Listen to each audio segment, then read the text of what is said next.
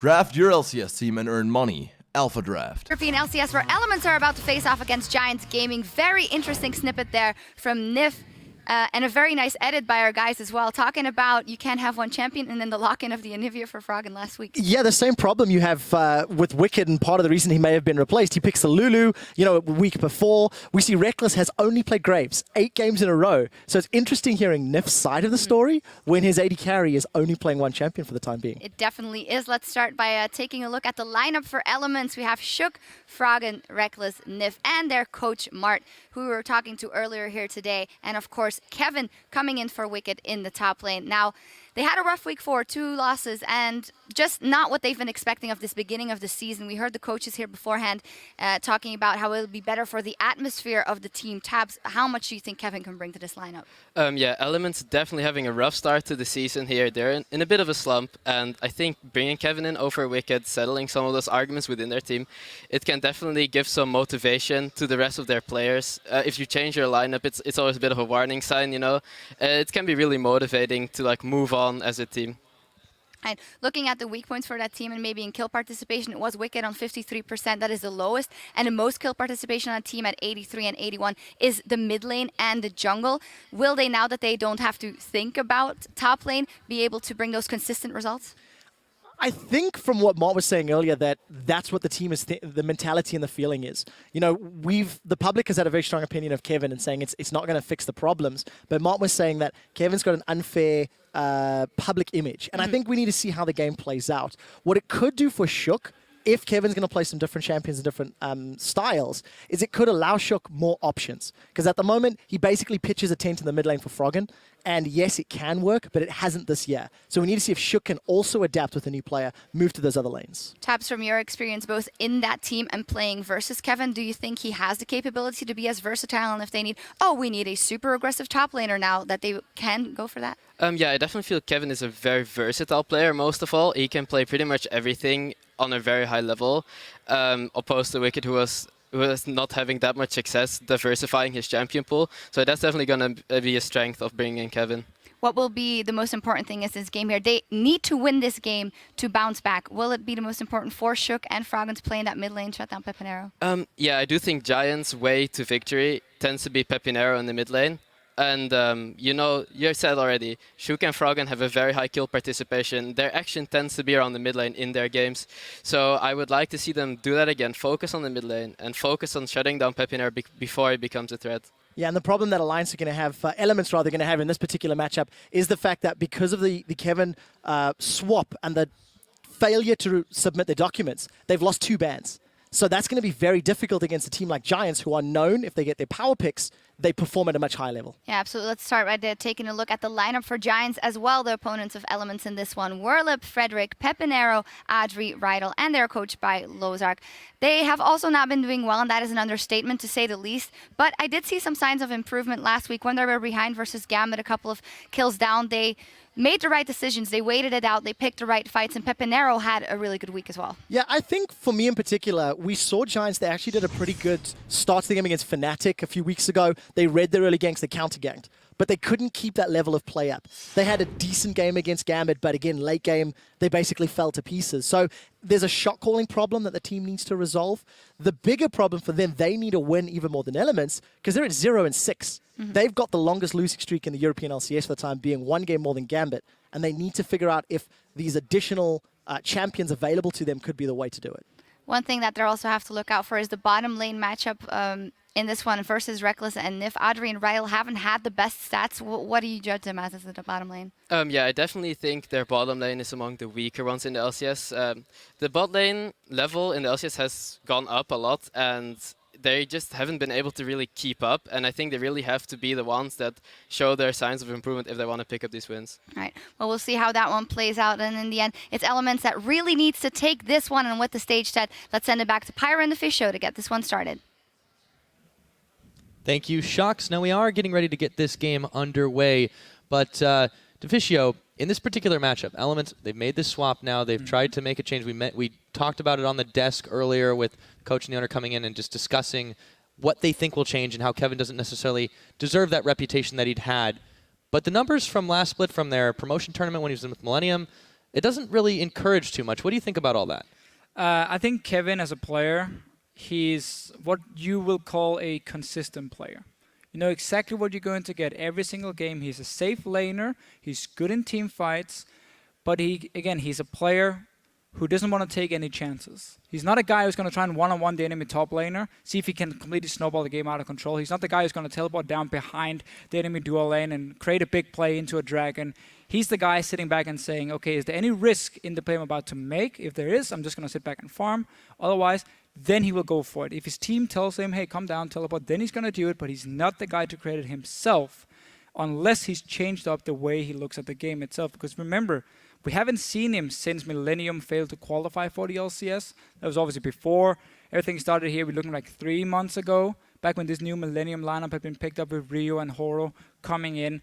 He's not been on a team since. Solo queue-wise, he hasn't actually played that much. He's currently just Diamond 1, not Challenger or anything. So it's not like he's been spamming solo queue. So I'm really looking forward to see what Kevin can actually do and what level we get to see him at here in the start of his Elements career. I know it's going to get better and better for him once he really gets back into the professional scene. But for him right now, I really have no idea what to expect of his level. Yeah, it seems like they were keeping an eye on him, though, so maybe there's some surprises there in store. Clearly his record had not indicated that much, but they're up against Giants. It's not the toughest test to set a new player up against. And in this particular case, the Giants have had a lot of issues of their own, as was mentioned before. They definitely had some glimmers of hope last week, still unable to pull out any wins, and they're now just on a massive skid. They had wanted to just stay in the LCS. That was what they had stated over and over and over again. Well, it's going to be a hard game for them here. We'll see what they can do coming in at 2 picks and bans. Yeah. Remember, 2-ban loss here for Elements for failing to submit the paperwork. This could open some opportunities for Giants Gaming. Yeah, I mean, normally again, the 1 ban we see against Giants is going to be the Jax every single time, but maybe Elements now are going to leave it open, seeing as, again, they don't have 2 of their bans. But honestly, if I'm against Giants, I'm just going to ban the Jax anyway, because nobody else really has any champion you have to be afraid of, and you have to target ban. And that's always been the problem for Giants in terms of pick and ban phase. Rocket has the same problem. We saw it last game. Copenhagen also said, okay, Nuke Douglas banned 3 main champions from you, and then we are good to go because we don't have to care about anyone else. Well, Giants have started by taking Shook's Rengar off the board, but that, while it was the key to success in some of their games, it was also the key to their losses in a few others. Yeah, I mean, against SK, obviously an unlucky moment, which I don't really feel like we should keep talking about regarding Shook, because he has actually looked very good on Rengar. It's very true. If you look at every other situation for him, and I feel like that's a good ban, because it's the only champion where Elements has actually created anything in the early game, is when they play like Rengar Lissandra as a combo and they just camp that one lane. Otherwise, we haven't seen them do anything, and there's, of course, the Jax being banned against Giants. Yeah, they take Nidalee away on Giant side as well. So this means Elements, the first pick available to them. They typically take their time about this. We'll see what they pick up here against Giants. So Lissandra is open, which has been a big, big pick for Frog, and we never got to see Wicked play it. I know Kevin can play it, so I would expect it to be the option, and of course, being first picked here. Really gone up to be like the #1 pick, because again, it's a flex pick, and it works in so many different comps, because either you are there to add crowd control, maybe you're there as the main engage, or maybe there's some sort of wave play. I mean, she fills so many different roles, and it's just a very, very nice first pick. I think it makes perfect sense in that situation. Now, worth noting here for Giants is when they have found success, a lot of it has been on the back of Rydal comfort picking this Thresh. It's typically been banned away from him, but obviously not going to be the case here. Question is, do they actually want to move that all the way up in the picks? Because there's a lot of stuff still on the table available for them. Yeah, a little bit, well, a few too many power picks, I think we can say, to really take a Thresh at the moment for Giants. And I can't even predict what they want to play, because they have actually been changing up their playstyle quite a lot the last few weeks. It's not been working for them, but we have seen Siege comps coming in. We have seen full late game scaling with hyper carries. Nothing really paid off for Giants, and fairly standard start as well. Morgana has really come up as one of these top picks as well that you can take early, because she goes in to be a top laner, a mid laner, and a support, so you have no idea where she's going to be in the map. And she just has a very good teamfight and laning phase against the likes of Alessandra because of your black shield from this Morgana here. So I like the first 2 picks from Giants, not showing too much and getting 2 very, very strong power picks. They do manage to pick up the Rek'Sai and the Morgana, yes. We'll see what Elements answers with here.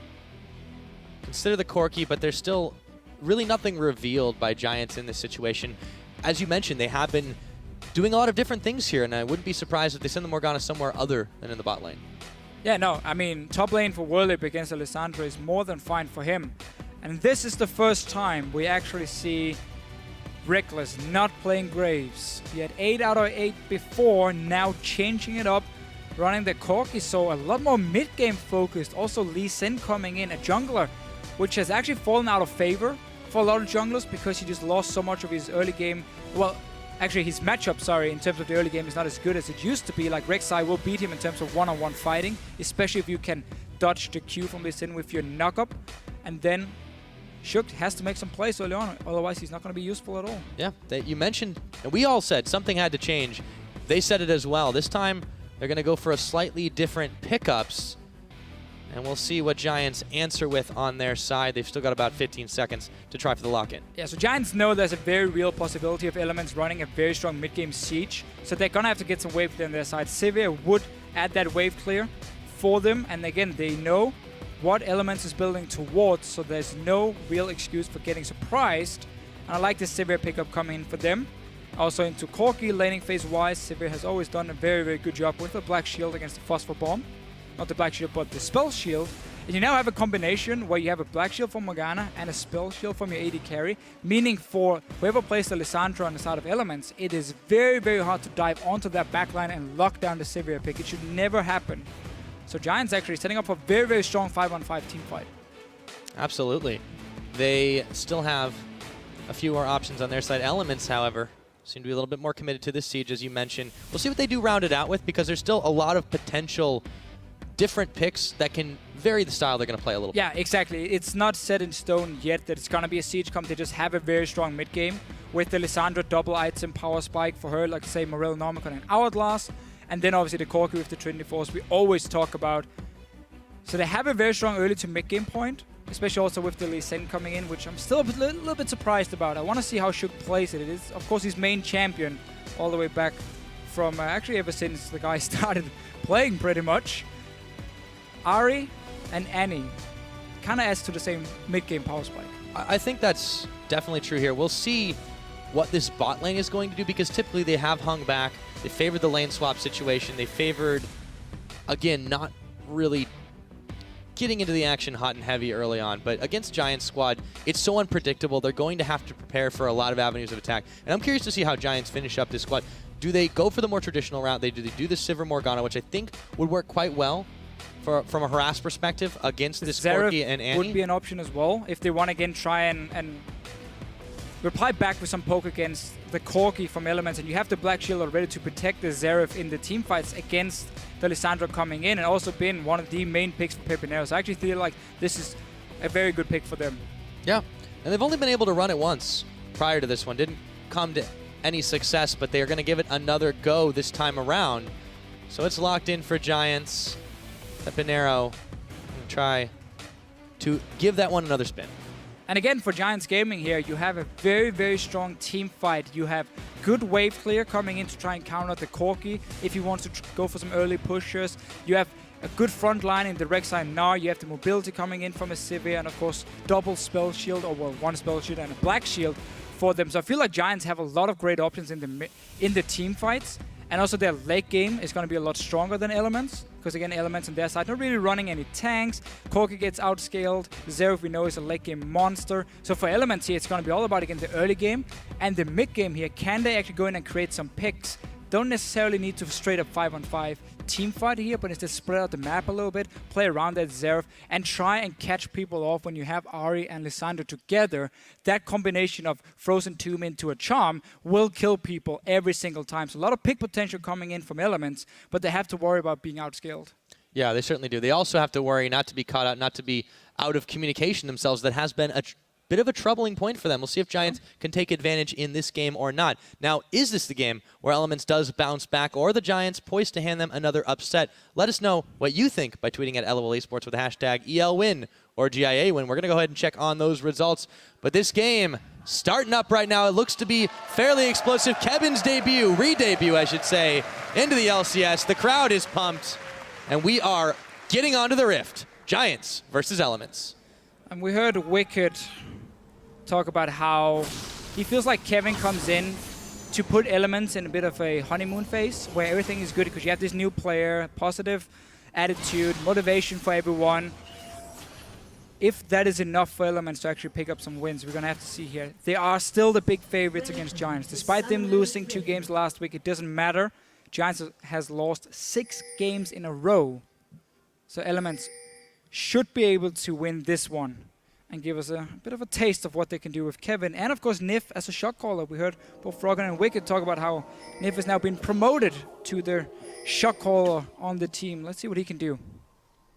All right, now it's Giants, so they're making the slightly more aggressive moves here. Kevin staying safe as he senses some danger, or maybe not. As soon as I say it, he's in a little bit of trouble, and he has to Ice Claw out, so not the greatest start, but he will get back in time for the minions to spawn. And also W start from Pepinero. He wanted to slow Kevin down, then try and land the binding from Rydell. Ends up missing it. So a few wrong level 1 spells, we can say, from both Kevin and obviously Giant side here with Pepinero. No pool for Rydell, which normally is very, very strong at level 1 for this early trading and trying to get that XP lead in the lane. Minions have spawned. Now Werlib going to hang around with Frederick over by his Krug side. The rest of Elements are actually moving on over towards the blue, and we might see another lane swap here as Rekkles starts to inch ever closer to that top. Yeah, lane swapping again. Don't want to play the Corki into Sivir lane. And obviously, I mean, we have 2 of the stronger top laners in terms of lane swapping. Both Lissandra and Gnar can farm from range. We're going to have to see how they want to play it out. Elements misplayed their lane swap against SK Gaming. One of the reasons they actually fell really far behind in that game and had to claw their way back. Let's see how they play it. First, a freeze from Nif. Kevin is going to get a level 2 from this Grum, so that's a very, very standard start. While actually Werlib is not getting a camp on his own, he's going to run with Frederick here. And also with Kevin. Let's see if the bottom lane has been frozen or not. Actually, no. Atri is pushing the bottom lane, so now Kevin can get a lot of farm and XP in this lane with the instant level 2, teleport down as well, and Giant starting on the opposite side of the map. They're taking a full clear. Crooks, Red Buff, and the Raptors, meaning they won't be able to dive Kevin in time. Nif can also recall if he wants to go and assist him. There's so much time now for Elements to make sure Kevin is in a good position where he won't get killed and he can just farm, because this wave is going to build up. And it's all going to be served for Mr. Kevin. Well, he is waiting for it, but he's got to be careful not to get caught by Rydell. Checking forward, it's not going to hit him with another Dark Binding there. Werlib and Frederick actually moving into the opposite side of the jungle now. So Giants here adapting a little bit. After they saw Kevin in the bottom and they realized, okay, we can't be on the top side of the map anymore. We have to be in the bottom side to apply pressure and then force him away from this wave in the bottom side. So now we need to see Elements either recall and go down to help Kevin, otherwise he has to back away. Unless Giants want to look for a dive. Seems like actually they don't want to. Kevin already got his level 3, so still we're too slow. Never mind what I said before. This means a lot of farm for this Lissandra and a big advantage for Elements. Yep, they are going to hit a Dark Binding there, so Kevin is actually taking quite a lot of abuse and has to back away from that. Meanwhile, Shook had gotten out. I think he knew something was up, wasn't able to go for that red. He is hanging around the bottom side, however, and another buff being started by Frederick and Werlib. Looks like it's going to be the blue one, so that one should go down pretty easy. Rekkles and Nif doing the slow push in the top side. Kevin's going to take another Dark Binding and the double Boomerang Blade. And I just went back to the start of the laning phase when the minions came in, and I'm really surprised the Giants decided to push the wave just to give all the farm and XP to Kevin when they didn't even want to go for a fast jungle clear with their jungle and top laner to go and dive him or zone him away. Instead, they pushed in the wave and just sat back in jungle farming and did nothing else. So they gained absolutely nothing other than except for a bit of tower damage, honestly. But that's not worth it, in my opinion, now that your top lane is so far behind, and he just got to the lane now where the turret should be fairly even in terms of damage taken. Yeah, not only that, because Kevin went the instant teleport route, as opposed to Werlib, who waited around for a while before he used it too. There's going to be a small timing window if Elements want to do anything, if they swap back around to the bottom side, control the dragon even. So Giants are kind of putting themselves in unnecessarily bad situations. Yeah, there seems to be the misunderstanding for Giants, because they started to set up a lane swap where, again, you go dive the enemy top laner, where you have your jungler and top laner starting together on a camp, while Elements set up for a, no, we're not going to go for any dives, we're just going to have Kevin farming in the lane with him doing Grump at level 1. So Elements had a clear plan, Giants did not, and that's why they've now been punished, and Whirlip is still getting zoned away from this wave. Reckless managed to actually bounce it really well in the tower. You can see all the caster minions here doing some work for him. Make those minions work for you, indeed. Whirlib is having some trouble really getting even the table scraps in this situation. Kevin about triple his farm in the bottom lane, even though he's been away and had to go for the double Doran start. Frederick's going to be hanging around with Rydal in this top side in just a moment, but Elements aren't going to know that just yet. Here comes Rydal, though, and now he's revealed. And Rydal actually stayed in the bottom lane for a long time. What we often see as well is if you have this lane where you know it's going to be your AD carry against the top laner, the support leaves after level 2. So your AD carry now gets a bit of an XP advantage because he's getting solo XP. In this case, it didn't happen because Rydal stayed there for such a long time. And now he's going to the top lane, so they're just one step behind. Kevin has absolutely no problems farming one-on-one against Atri. They're the same level. And Rydal is just here now to try and assist Whirlip, but he's already so far behind. Yeah, it's very strange what Giants have been doing in this situation, but Elements, whatever it was, they're certainly able to decipher it, and they're making the outplays right now. Slight gold lead for them. Kevin's not going to have any trouble, as you mentioned, in this bottom side. Also, Nif protecting Reckless in the rare situation that Whirlip would want to jump in, but he's just so starved for anything right now. Rydal now roaming away from this top lane. He actually started recalling just before.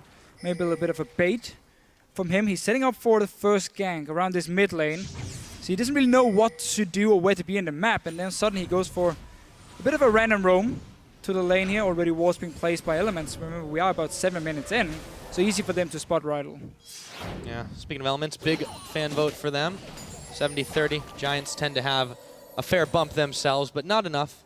And with the arrival of Kevin, Elements still proving very popular in this situation. So we'll see what Giants can do, because they're just kind of allowing this laning phase to go how Elements wants it. If they start changing, if they don't let that happen, if Frederick really makes a play, we could see something different, but right now they seem a bit lackadaisical about it. Yeah, and keep in mind, when it's only Adri against Kevin, there's not really any setup for Frederick to gank Kevin. He can just claw away when he sees him coming in.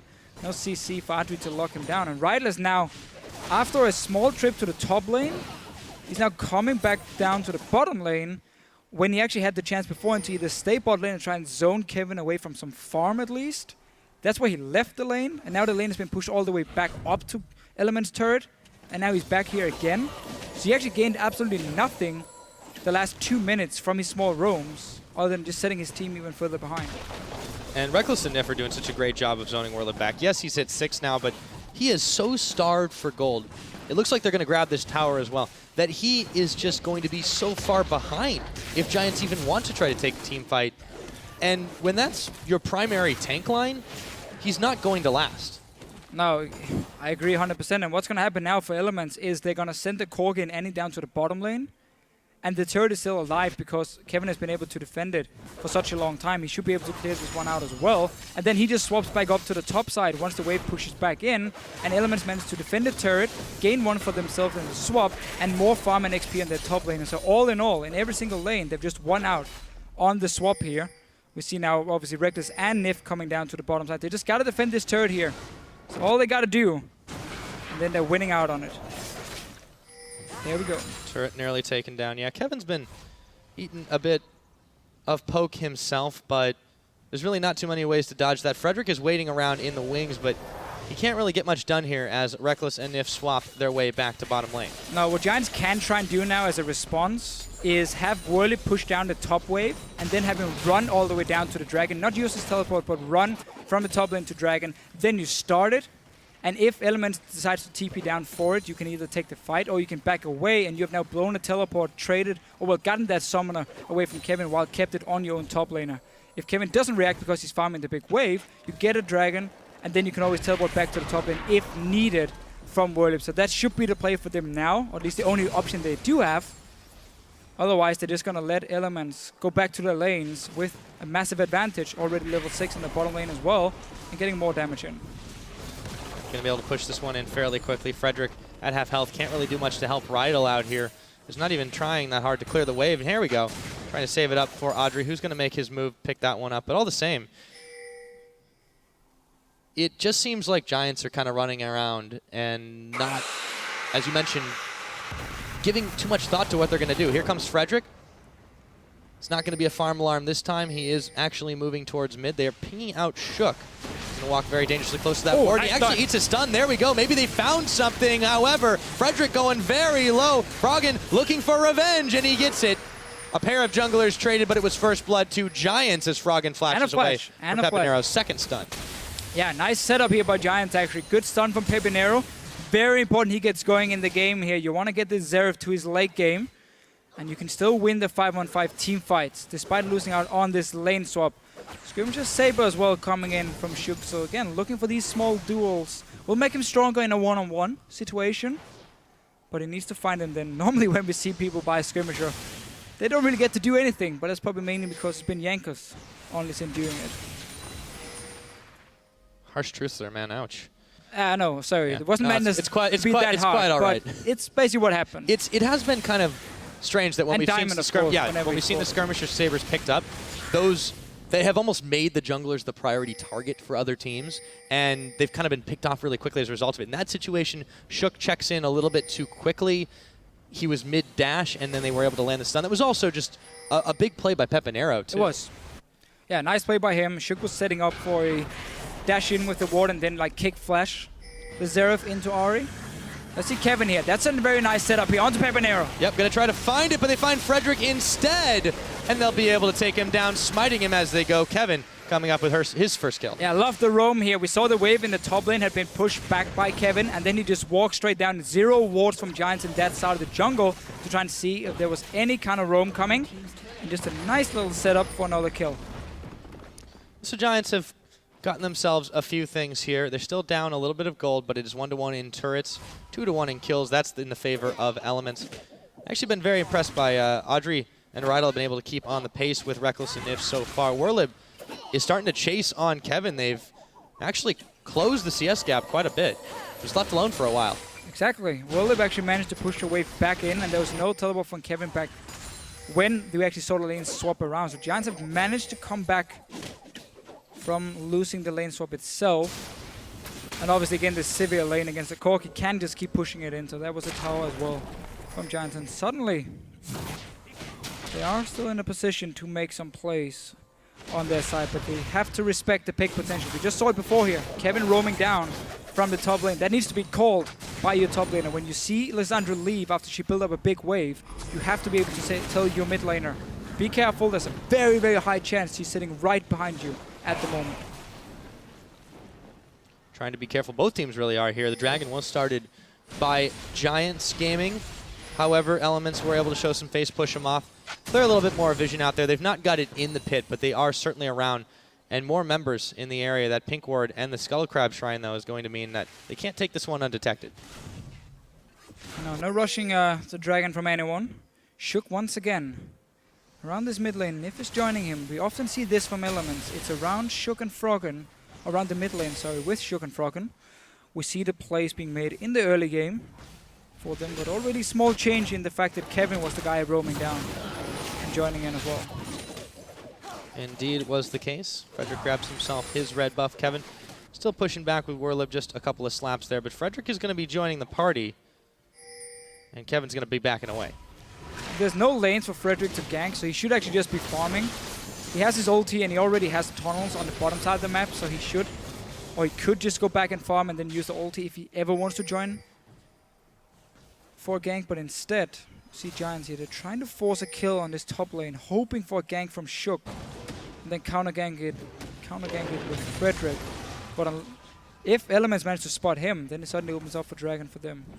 Actually, no, it doesn't, because we have the ulti from Rek'Sai and the teleport, so This don't is mind true. that one. That was actually very smart now what Giants are doing, using Rek'Sai to apply pressure on the top side with the 2 global ultis and a summoner, we can say, from Giants. Yeah, he's spending a lot of time there, though. So Frederick is really banking on the fact that he might be able to find Kevin. We'll see if he sniffs this one out. Tremor sense he's going to be seen by that one. Doesn't know. Still doesn't know, and all of a sudden, out of nowhere, it's the Void Burrower Kevin trying to make his great escape, but it won't be enough. Frederick, with the patience, comes up with the kill. Yeah, nice setup for him actually. Again, we talk about how he can always come down straight to the Dragon with his ulti, and suddenly Elements has to back away. Normally when you see the jungler being on the top side, that's your go-to signal for starting a Dragon. but not against the Rek'Sai. Very nice play by Giants. As we often see, they do well in terms of the early game. Frederick especially is very good at finding the right ganks. They just can't really transition it into anything. Yeah, good positioning there after the fact, too, for Frederick. He called that the eat and run. Now Rekkles and Nif are going to try to push in on this tower. Still, Audrey and Rydal are there to contend with. Tormented Soil down. They've got the wave clear, but the tower's going to go. Nif is going to land the Tibbers, and here comes Rekkles. Shook was right there as well, but Frederick he takes more damage than he bargained for. Here comes Frederick to make it the 3v3. Dark Binding not going to connect, and Frederick actually going to back off as the Prey Seeker couldn't hit anybody but the minions. So again, Elements here trying to make a power play in the bot lane to get the tower down is already fairly low. Frederick stayed, however, around it. Came in for the counter gank. Everyone decided to go back to safety. Pepinero with the roam as well. So now Elements can actually just stay here and go for this turret with the jungler 3v2, which could be the play for them, because the two other lanes, there's no pressure in mid and top lane, so why not just put all your focus on that outer turret in the bottom side. And no trouble whatsoever. Elements looked like a dire moment for them for just a moment, but they were able to answer back. Bang even on the gold for Giants and Elements in this game. However, that is about to change. Rekkles, a couple more pot shots will be enough to take this turret, and it goes. So the second tower of the game for Elements. Shook and Rekkles making moves in the general vicinity of the Dragon Pit, clearing out the wards and the Rek'Sai tunnels. Getting those Rek'Sai tunnels, and now straight onto the mid lane. Trinity Force is completed. Oh, we have that mid-game spike we always talk about, and Elements are using it right to get these outer turrets down. Open up the map here, start going into the enemy jungle, get the deep vision down, and then look for your picks. Oh, Froggen waited to the last moment to try to use that last charge, and Frederick gets kicked back in. Shook is going to pick up that kill. They've taken the jungler out, they've taken the mid turret, and there's no response from Giants just yet. Was nearly a Dark Binding, but Rydal not able to hit on that one. Good decisive play, however, from Elements. Knowing the top lane, ignore that one, they're just standing one-on-one. Put all the focus on getting the last two outer turrets down. With your Trinity Force, Corki, obviously Abyssal Scepter for Froggen. Really like the play. Let's see here, Pepinero. Right in the arcade. Nif. Oh, Nif is oh so low. And they are going to take the dragon anyways. Elements not caring too much about that. Grab themselves another. Whirlip is going to go ahead and take a tower. Here comes the Rek'Sai. Giants going to try to answer quickly. But what can they do in this situation? Elements already backing away. There's a tower, though, for the taking. Should be tower for them. Only Froggen to defend. So they're trading objectives now, the two teams. All the outer turrets are gone. So honestly, Giants, again, they managed to always reply back. Despite Elements having that very strong mid game, they did manage to get a lead in terms of gold, or in 300, which is nothing in this case, and obviously the first dragon. But then looking back at that top lane, how Whirlip actually managed to get back in farm. I think the wave Elements had after. Let's just see what happens here first with Froggen. It's going to be Pepinero. He picks him up. Rydal, the Soul Shackles doesn't even matter. Nif says, have a Tibbers in your face, forcing the flash away. There's no Black Shield for Pepinero when the charm landed. Not really sure what went wrong. But again, about the top lane. Oh, the wave from Elements after they took the tower, they didn't actually manage to bounce it back, so it didn't get it to really fast push down towards them. Which meant actually the Whirlip could sit and pick up 3 or 4 waves before Kevin joined in, and that's how he caught back up in farm. And he's been using it to get that tower down in the one-on-one. That mid lane kill was a bit weird, however. Not really sure why there's no Black Shield.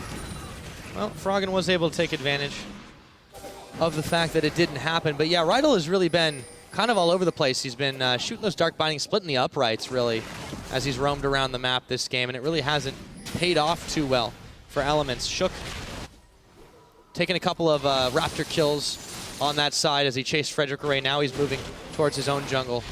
Should be able to give this one over to Froggen once again. So Elements just moving across the map a little bit quicker, a little bit more mobile, but Giants are here now. And they're looking for a little bit of revenge. And just to save Rydal a little bit, because we were actually wrong. He used the Black Shield beforehand. It has obviously a long cooldown. Froggen knew that, so he went in when there was still about 8 seconds left on it for Rydal, and that's why he didn't actually pop it on Pepinero. We just didn't get to see it in the first place. Quite a lot of burst. And, well, Froggen. He's doing pretty solid on this Ahri. It looks like he might be playing it out a little bit like an old build. Minus the Abyssal Scepter, of course. Yeah, there's going to be a DFG for him. Instead of Death Cap coming in. Poor Froggen on his Ari. He actually likes to go Outlast as well, second item to score more tanky, and he keeps timing on to Pepanero. Yep. Doesn't quite have the damage just yet, but wait, he's got another charge. And he waits until the right time. Takes a couple tower shots, no problem. Wipe off the sweat. And this is such a problem for Giants because they keep losing their wave play in the mid lane, and now they're forced to go back and defend the tower here while Elements suddenly get all the map control from it. They can now safely move into the jungle of Giants, place all the wards they want to, and then slowly start moving between the lanes here with their rotations. This first one, there's only Atri left to wave clear it. He will get the wave down, but the tower already took a lot of damage for it. Yeah, they've got Whirlib around the side too, but he's not quite close to Mega Gnar. Elements nonetheless still going to back away. They've done some serious damage to the tower for the time being. Not much else for them to tank. They will wander back to their own jungle. So for Elements now, because again there's a lot of wave guns out of Giants, you can't really go for straight up siege on the turret. So what you do instead is you play around the enemy jungle, which means you choose two lanes, let's say top and mid lane in this case here for Elements, which they can use. And then you basically have 4 guys in the mid lane and you have Kevin in the top lane. You push in those 2 waves, move into the jungle, you establish complete vision control, you deny everything from Giants, you get your wards placed, so now they have to take the long route back to their own base to get to the tier 2 turrets in mid and top lane, so you will always be there first. And that's how once you push in both the waves, you can always move in, get a few hits on the tower, and if Giants ever try and take a shortcut through the jungle, then they get picked off by the Ari, by the Lissandra every single time. So now Elements here just got to set up 2 lanes. The third one they can slow push, but it doesn't even matter if they do it or not. It's all about the 2 outer turrets in the lanes they decide to go for. Elements have a lot of options in this situation. Still playing it oh so patiently. The one dragon up. Another one will be available in about 1:15. And you can see Elements already starting to grab some vision control back, clearing away the wards that have been placed down by Giants Gaming. Looks like it's top lane there, leaving alone from Elements, setting up for the dragon instead. Getting that 15% tower damage can actually be fairly useful if all you get is a few hits every time before Giants get back with their big cannons here to clear the waves every single wave or every single time. But they gotta worry a little bit about Whirlib. He's gonna push down quite a wave. Kevin should actually be back there now to clear it, and then he can always TP in behind Giants if a fight should break out. Because now as well, when Elements set up control in the jungle of Giants, it suddenly means that there should be no fighting for Dragon, because if Giants Gaming move down to the Dragon, TP from behind from Kevin to flank them, and the fight is over already from there. Right, and they tried so hard to control this area very early before the Dragon, 1.5 minutes until now, when it's still about 20 seconds away. Now they're sending Kevin back. Both top laners have the teleport, but you already see Whirlib is backed off. He's making moves in that direction. He's going to be grouped with Giants. This could force the teleport. Still a dangerous situation for them to fight, but if they can time the Gnar, the big Gnar that is, properly, Elements could be in a little bit of trouble if they group it up. 3 seconds now. Dragon's about to spawn. That was a good play by Giants. They cleared up the 2 wards that could have been behind them, so now they actually can move in to the Dragon. Don't have to worry about Kevin flanking them, but they're going for the fight. Yeah, Whirlib's in front. They've already popped on the hunt. Nif is just isolated from his team. He's going to drop the Tibbers, but they're going to be able to grab him anyways. Now Pepanero, speaking of isolation, kicked back in, and Froggen comes up with another, but they're not out of the woods yet. A big Gnar, but not the direction they wanted to go. Rekkles separated up. It's a double kill. Froggen going for another one. Shook is going to be able to zone them out. The Giants are dropping like flies, and it looks like we've got a 23-minute ace. A double kill coming in for Kevin, and how about a dragon for the cherry on top? So Giants here, they tried to set up this fight by clearing the ward, so there was no option for Kevin to come behind them with the teleport, but then they overchase on Nif and end up trading their mid laner for the support. Let's see it again. Here's the TP coming in, and Pepanero is being caught out in a bad spot for him. Goes down easily. Now Nif is dead, Pepanero is dead. I think I'm fine with my support dying for the enemy mid laner, and that's why you can also Elements here can keep fighting. Remember that strong mid game we talked about. Froggen is extremely fed at this point, and they can just clean it up. Not only that, but that serious burst damage they had coming out of Lissandra. Well-deserved double kill. Yeah, it doesn't matter if you catch Nif because we're going to catch Pepanero. That's just fine for them. Giants Gaming really had to reevaluate what kind of fights they were taking, because at this point, they were even, and now they started to fall pretty far behind. The fight itself wasn't even that bad for Giants to take again because they cleared those wards before. It's the positioning from Pepanero. It's been a problem actually all game long. Froggen has picked him off twice now in the mid lane, And then here, him trying to walk down the choke point itself, only to realize, oh, we already killed the support. Now I'm just caught in a very, very bad, basically a bad position for him. And then we saw Elements just come in and kill him before he could do anything and win the fight in World Leap as well. Notice his build here. Frozen Mallet, so following the Zion Spartan route. That's what you do if you're really aiming to split push a lot. But Giants, in their case, will be looking more to team fight than actually try and duel Elements in a one-on-one or two-on-two situation. So the Frozen Mallet is not going to do anything for him, except for making him less squishy. Yeah, well, Shook wishes he was a little less squishy right now. Werlib is going to be able to get the catch on. Nearly going Mega Gnar. He's going to be just a few seconds from that transformation. And Element's not going to take any chances from here. They've already lost the jungler. We saw Elements try to set up that jungle pressure we talked about earlier, how you need to go in once you have this lead, you have to pick comp, and you can't really siege on turrets because of all the wave clear from Giants. They tried to set up some vision control, but that was again a good response by the Spanish guys, sitting ready and instead actually catching out Shook. So if you see here, there are plenty of wards for them. Now Worlib is in trouble, and he's going to be the one getting caught this time around. Kevin comes up with a 4th kill from him, and yeah, that Blade of the Rune King Corki really coming in handy, making sure he had nowhere to go, putting some glue on his shoes. Giants are going to be trying to back away from this one. Frederick is going to be trying to defend this top lane as he uses his ultimate to make his way up top. Reckless knows the late game team fight is going to be all about killing that front line from Giants. That's why he's going for the Blade. Normally you have 3 options. You have BT and Vintage or Blade as your second item on a Corki. BT is for if you have a poke comp or siege comp, and Vintage is the highest damage output you can have. But the Blade is just so much better against the frontline tanks, where you need to be able to kite them around a little bit, and you get that percent HP damage as well from the Blade to really kill. Also a 0 defensive stats or 0 armor Gnar in this case, because he's going for the full HP build with the Frozen Mallet instead, meaning that Blade is going to be very, very effective for Reckless. Indeed it is, and it has been. Elements really just knowing how to use the tools they have, and a lot of people wondering when Reckless would pull out something different than the Graves.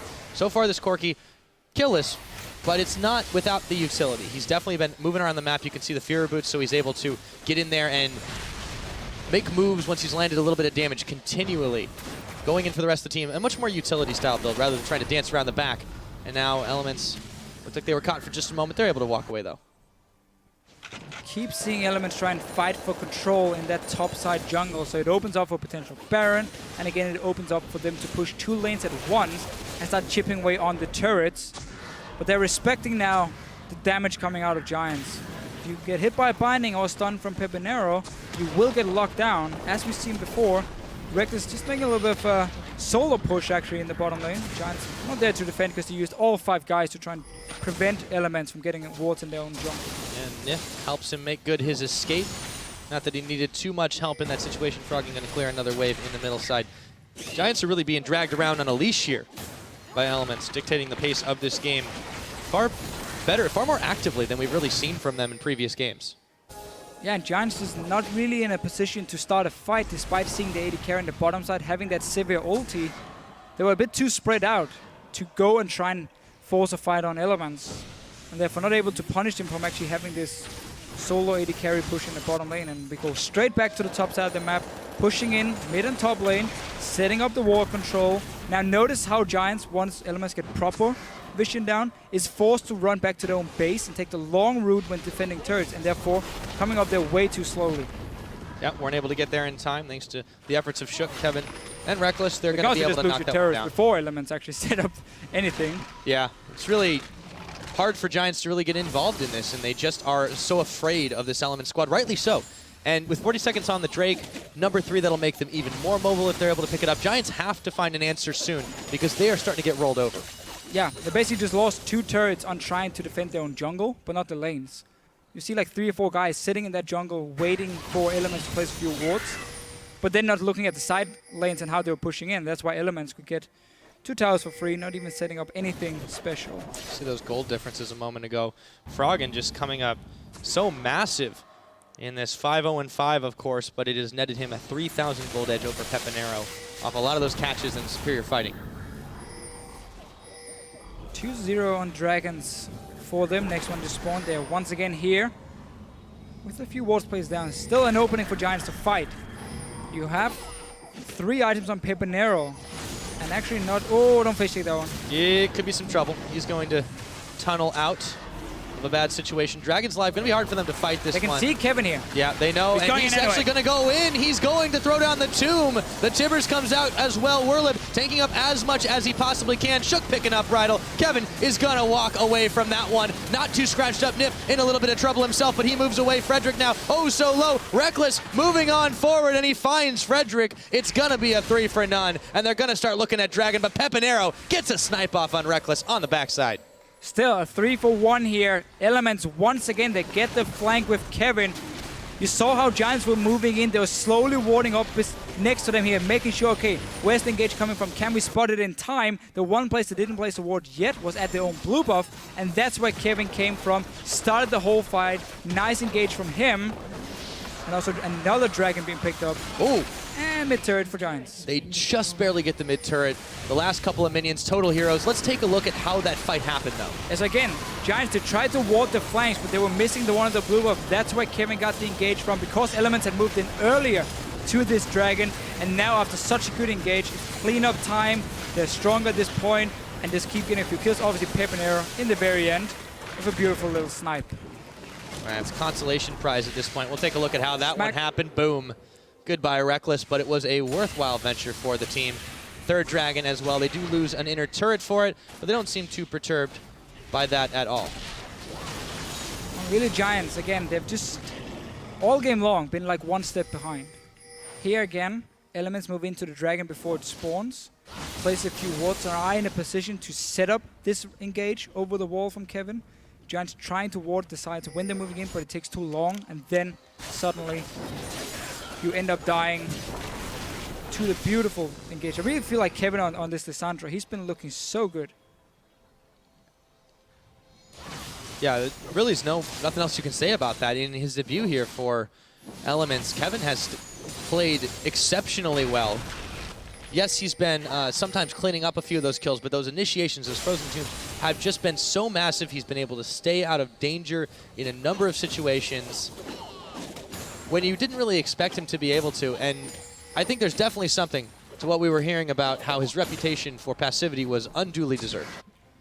Yeah, definitely not been sitting back in this game. Been the guy to start all the fights. Now Frederick is in trouble. Yep, they do a 1-2. How do you do? And Reckless with another kill.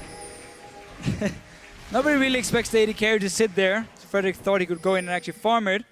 And then instant collapse. This could also be a tower for them, because again, Giants, they've been sitting in the top jungle trying to deny vision from Elements, but every time they do it, they just get punished elsewhere. They're going to try to chase here. Kevin a little bit low, but he's going to be able to move. The right of the Arcane is not going to hit the second time Rocket. around, but there's one more left. Another shutdown for Pepinero. He's still grabbing a few things back, but they lost Frederick earlier, of course. They still are playing extremely reactive to what Elements is throwing at them. And as you said before, they're still a step behind. Yeah, always a step behind. Second time Pepinero managed to snipe someone though. They're not really gaining anything for Giants, because they can't take anything from it. Yeah, just a bit of gold in his pocket, really. Basically, yeah, there's 20 seconds on Kevin. He has teleport ready, so you can't rush the Baron. That's way too risky against how fed Froggen is as well.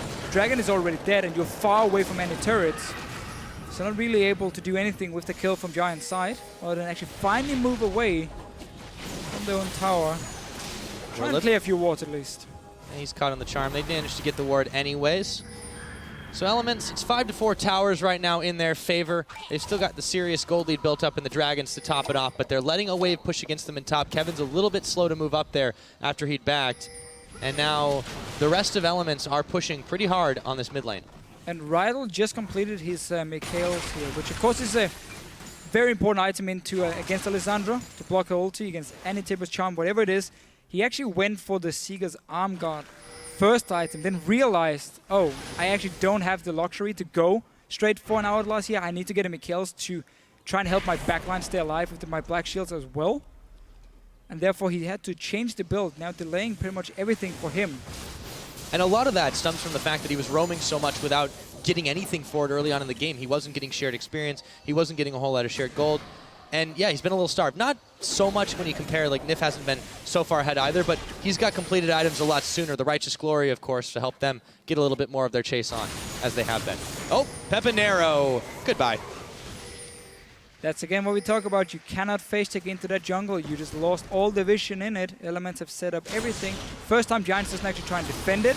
Then they end up dying for it. This should be a top tower as well. 35 seconds on Pepinero. And no real flank option from Giants. Yeah, Oh, Kevin's okay. a little bit low, so Audrey's going to try to be the hero in this situation, but that tower, it's going to drop anyways, and now Element's not too worried about it. Shook goes in, comes right back out. They're not going to have enough damage just yet to finish off the inhibitor, but they're zoning Giants away from defending it. And now Elements are going to try to back it out. They realize Meganar's only a few seconds away, and he is going to throw the house at Nif. Oh, And drops the Nif gonna tippers. throw his tippers. Yeah, he's going to go self-sacrifice in that situation. Elements seem to be a little bit indecisive about it. They took their time to retreat. Charm's not going to connect. Werlip just keeps chucking those houses. I have no idea where he gets them from, but it's enough to chase Elements away for now. Chasing them away here. Again, Giants though, they get a kill. Can't actually get anything from it. Frederick is too low. He has his ulti ready, however. If he wants to go back and heal and then rejoin, no tunnels around the Baron. I like how they staggered the backs a little bit, but Froggen going in, finds Rydell, nearly finds the damage, and Audrey he turns his attention to after the fact, so that was a very close call. Now Giants are rushing the Baron. So there's no ulti from Froggen now, remember, he just used it before. Rydell is back in the base, so it's only 4 guys from Giants. They're already taking a lot of damage. This is your risky play. Kevin teleporting in behind. Yep, he's going to be making his way as Shook and Froggen were in hot pursuit. They're going to back off of that one.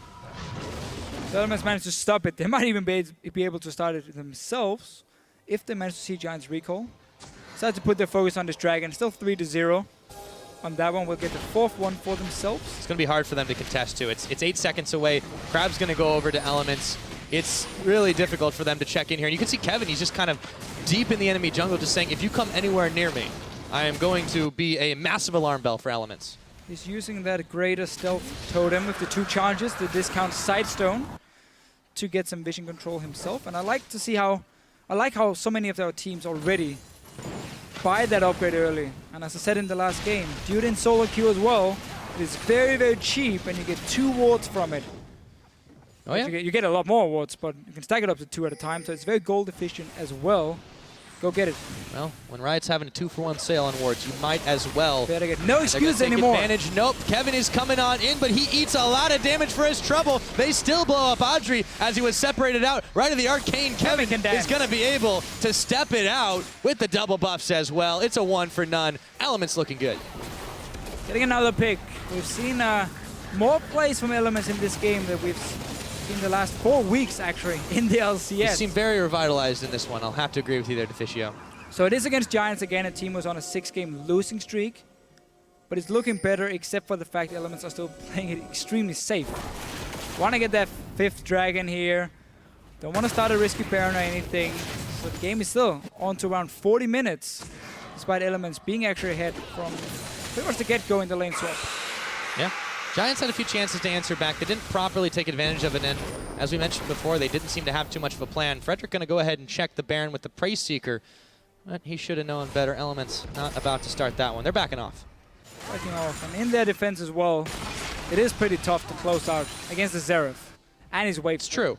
So it's not been easy for Elements, but they have been taking the safe route every time they have the chance, and that's why we haven't really seen them push too far in the base of Giants. Only got that inhibitor turret on the top side.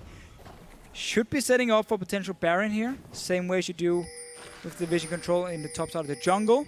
You force Giants to come and face check you, and then you win the fight from there. Well, speaking of face checking, Reckless was in a little bit of trouble, but Froggen to the rescue is able to take out Audrey. They're looking for more after this. The charm, he's able to hit 2 with 1 with the charm, 1 with the ball, and there we go. Giants in some serious trouble. Nif coming up with a kill onto Pepinero. Rydell forced to flash away. It's a 2 for none, and that might prompt the Baron from Elements. Going straight forward, at least 3 guys alive here from Giants. 35 seconds for Archer. He won't be able to join. There's still if a Elements smite, though. start this one instantly here, they can. I mean, if Giants comes down to try and smite steal it, you just go for that fight. Send Lissandro over the wall to lock down the Rex side. It looks like it might be the plan. Kevin, though, he's the one caught by the Dark Binding right now. Werlib is going to keep throwing the boomerang out. He goes Mega Gnar, not hopped over the wall. Actually, Elements, they're peeling away for just a moment. Here comes Frederick. He stole it. What? Frederick comes up with a steal, gives it over to Werlib and Rydell, and Elements are denied the Baron. Can't even believe that actually happened. You just send over the Lissandra if there's a Black Shield coming on Rek'Sai. Well, the thing is you do it way earlier. So you wait for that to disappear and then you just lock him in or you charm him or whatever. You just don't let him in the Baron Pit. I love the focus from Giants. They landed, Rydell managed to land the Dark Binding on Kevin. It looked like it worn off just in time, but I feel like at that point he just was like, okay, we're going to have to see if that comes up again in a replay, but Giants were able to make, that was kind of like the saving play here. Now, they're still very far behind. We'll see if they can make something happen, but Rydell not looking like a good start for him, but he's got some backup. Werlib is going to go Mega Gnar, and I don't think they've got the damage, nor do they want to take this one. They've got to walk away. Yeah, Giants now with the Baron buff. Dragon is spawning in a few minutes. They have to get this one. Can't afford the 5th Dragon over to Elements. Let's just see the steal against. But Kevin again, if he goes over the wall here, he's going to play. There's not even any Black Shield. It's already been used on Werlib. Just sacrifice yourself. Lock down that jungler, and you avoid him going and stealing it. Oh, Reckless is, well, he's dead. 2 kills. Yep, they managed to do it just like that. Now Kevin, what is going on? Audrey comes up with a double. Frog Elements, they just high-fived into death here, and they lose another tower. It just seems like now they're all of a sudden completely out of sync. There's a massive wave here. 2 cannon minions. There's going to be tower inhibitor. Giants should just try and go for the finish here. You have 30 seconds on Nif. You got 5 guys. Go and finish this game. The death timers are so long. You're so right. They've managed to grab How on earth did this just inhibitor. happen? What is going on for Elements? They look like they had the towers all game long. There's a Nexus turret going down. Werlib is distracting. Have Giants actually been able to do this? There's one more tower. They're not doing it. There we go. Turn their attention. Giants Gaming, they haven't won a game since week 1, but they're about to do it here. They have pulled off the upset. Giants Gaming beat Elements. Oh my God.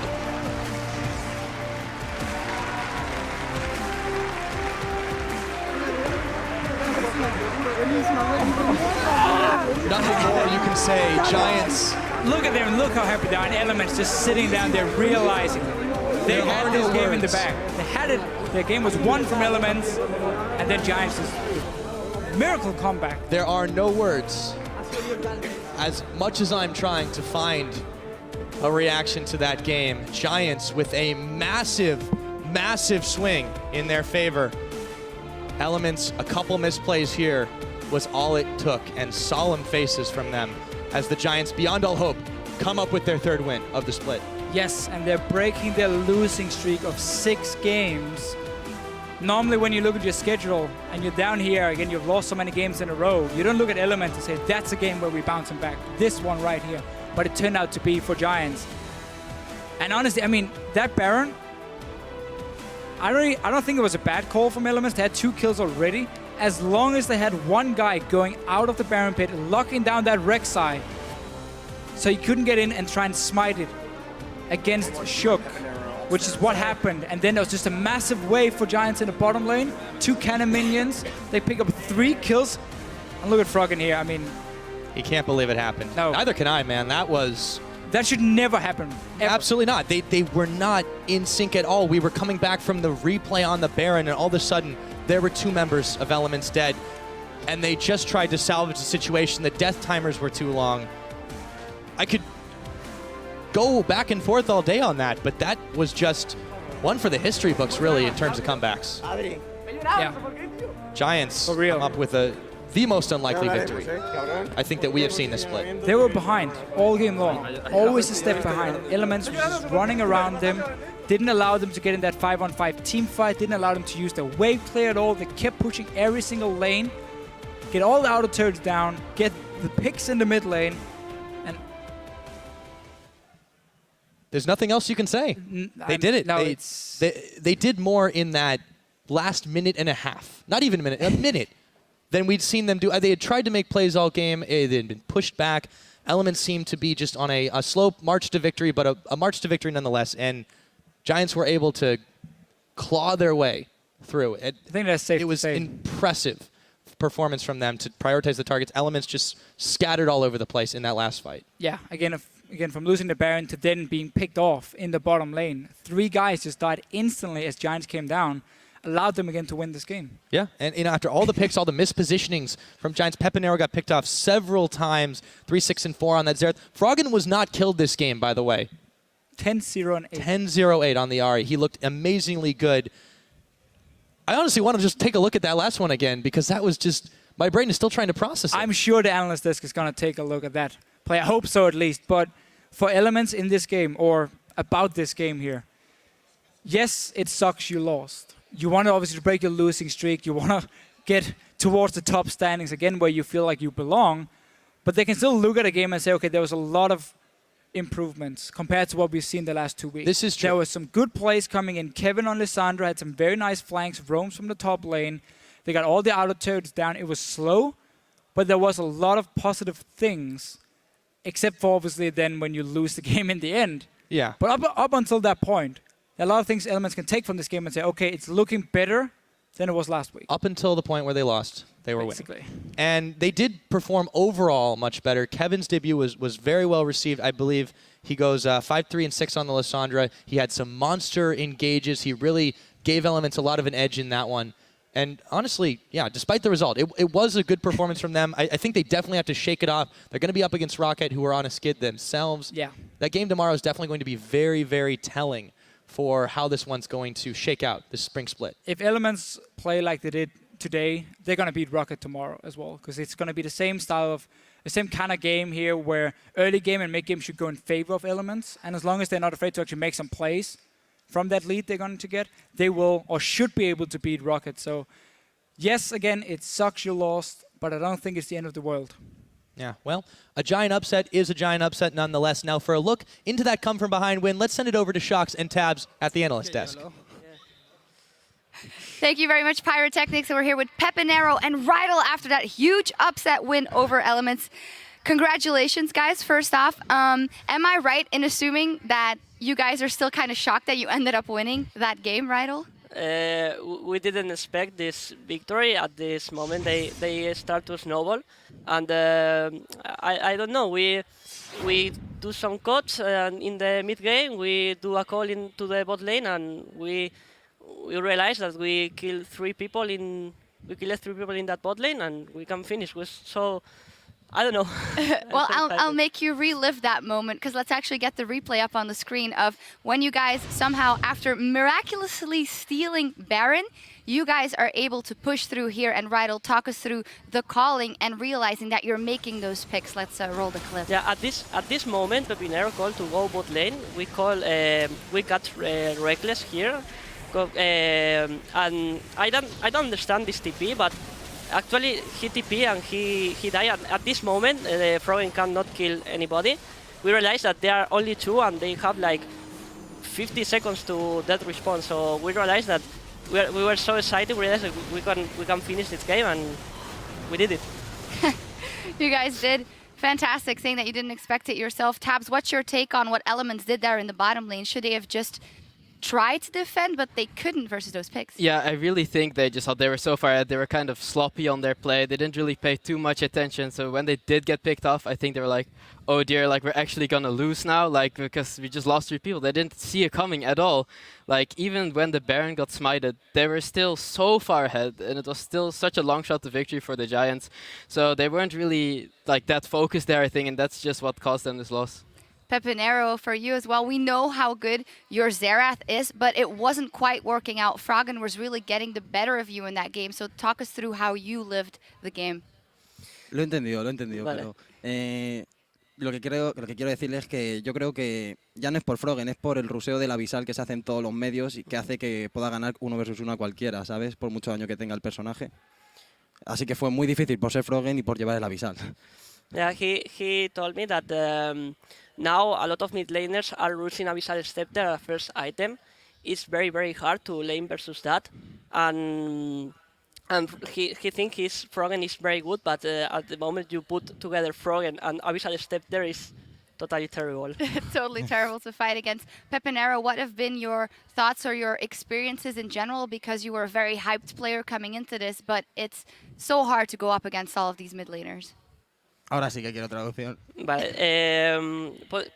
can you repeat? Yes, so Pepinero was very hyped coming into this season as a very hyped up mid laner, but it has been hard for him to adjust. So what has it been like? Que ahora eres nuevo, ¿no? En la LCS, ¿no? En todo esto, y cómo te estás viendo en estos partidos y en estos enfrentamientos. Creo que se diferencia mucho el nivel de la LCS al nivel de la Challenger Series solo por la razón de que juegan más para no morir que a matar. Y eso se nota mucho, yo creo. Que es muy difícil. He told me that when he comes to the LCS, he felt that the mid laners plays to don't die instead of plays aggressive. For example, in the Challenger Series, they play more aggressive. They play like maybe more solo queue style, but they play to don't die, and he appreciates it a lot. Okay, congratulations. One final question for you guys. SK Fnatic is coming up. I'd like to hear your predictions as you played versus them. Who's going to take it, Rydell? I think SK is going to win. All right. SK Fnatic. I think the bans. ¿Eh? The bans. No, depende de los bans. Ya, pero es que depende de los bans. It depends of the bans and picks, especially. All But right. I think SK, yeah. You think SK is going to take it? Well, as for now, you guys can celebrate your own victory over Elements. Congratulations. Thank you very much. Fantastic. Coming up next, as said, is the season's first El Clasico as Fnatic looks to be the team to beat the undefeated SK Gaming. Before we go, we'll hear from one of the key players in this matchup who has made the biggest splash in the LCS this season by far. Qué buena.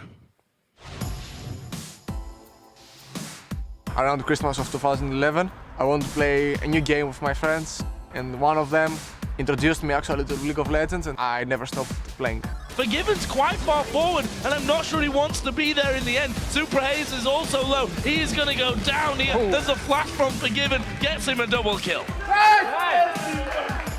After like some weeks or a month, I climbed like the ladder. Like I was like 2,400 ill or something after 3 weeks. I understood that I was good at the game, and I think when you're good in something that you do in your life and you can translate it like from a hobby to a profession, you should do that. I just took like an offer from CW, and it was the best offer available back then, so I went for it, and pretty much the story is known after that. The Wolves are faster here. The Wolves are going to win it. They're onto the Nexus, and a base race puts the Copenhagen Wolves into the summer split. After the match against Denial in the relegation tournament, I knew that I would be gone from the team. Like inside of me, I knew that I had nothing to keep me there. And I was extremely burned out.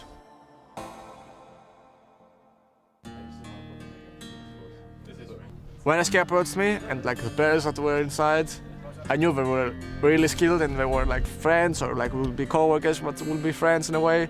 I wanted to see what I could do in a team that would save more. Whoa, my goodness! How did he make the outplay? Rydell's still on the chase, but Enrated is body blocking it. He's gonna go down. Forgiven with the double. Enrated in an interview said that you were the best AD carry he ever played with. That's saying a lot. Do you feel right now that you have the most skill in all the bottom lanes?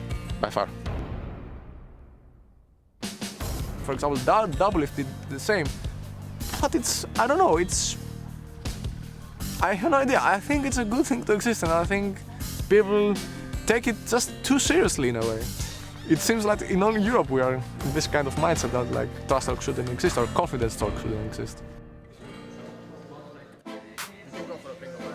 We're going to take a closer look at the players to keep an eye on this week. It's Forgiven, the unkillable Greek Immortal, deathless in 4 games. Who's going to be the lucky person to kill Forgiven? Actually, what time, what game will Forgiven die first? I guess not dying is an okay thing. It's good, like it brings more hype or like it makes the player look like, oh, he's so good and like, you know, like he's best player ever, but it's not true.